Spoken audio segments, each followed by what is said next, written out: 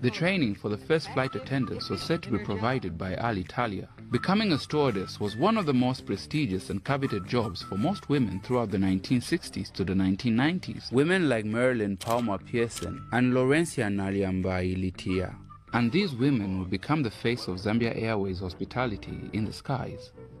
Elizabeth Fundafunda was one of the first trained Zambia Airways flight attendants. She would go on to become a chief of the cabin crew, seen here with an unaccompanied minor. The airline was known for its good service provided by the flight attendants.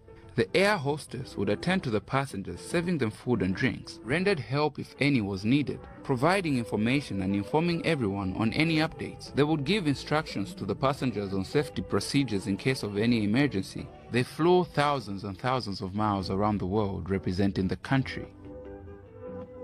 The airline would hold its annual Miss Zambia Airways beauty pageant. The cabin service contest was used as a way of advertising, and the crowned winner would become the face of the airline. Like air hostess Mutinta Nkombo, the 1990 contest winner, who would go on to feature in the marketing campaigns and promotions for Zambia Airways, from TV commercials to magazines, with a grand prize of $2,000 on the trip for two to the Bahamas.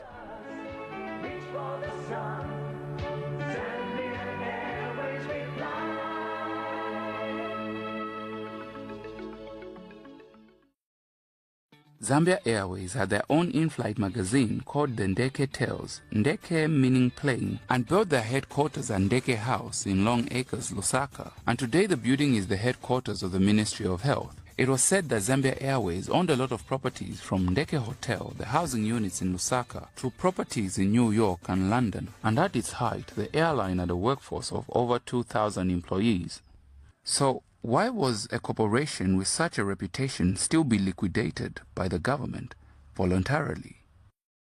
This was said to be caused by the increase in the airline's debt. The managerial structure of the company, because Zambia Airways had too many managers who were living abroad, and that it had a massive staff of over 2,000 people, Zambia Airways made losses in the clearing process with other airlines. Because of how unstable the value of the kwacha was, the kwacha was fluctuating on a day-to-day basis, causing the airline paying the discrepancies. So in the December of 1994, the government of Zambia decided to put the national carrier into liquidation by selling it in parts. Its assets were sold off easily by the liquidators, as the brokers from all over the world came to the maintenance base to buy the spare parts and equipment at a cheap price. And the selling off of Zambia Airways properties in London, New York, Tokyo, Nairobi, Joburg, Dar es Salaam, Rome and Frankfurt, the hotel, and many other local properties in the towns in which Zambia Airways operated in. The liquidation of the airline led to more than 2,000 people being unemployed, and the last to be sold was the DC-10, the Nkwazi. It was sold to Monarch Airlines in 1996, and this was the last time Zambians would see their beloved aircraft in its colors, flying into the skies and never to return as the Nkwazi.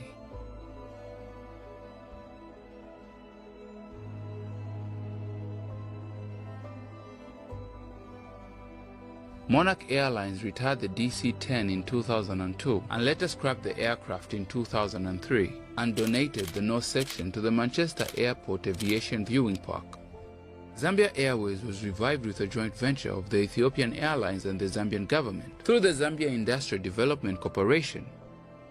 The relaunch of the airline was scheduled in 2018, but due to the delays, it was launched in the December of 2021, with the Zambian government owning 55% and Ethiopian Airlines having 45% of the shares.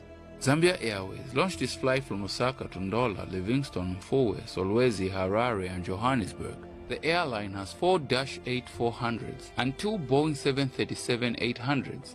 Zambia Airways has come a long way through the years, from its inception to the liquidation and now the rebirth, to finally have its wings in the skies, to fly again in hoping to become the nation's pride, the flag carrier on the African continent, and to become one of the best airlines on the world stage, Zambia Airways.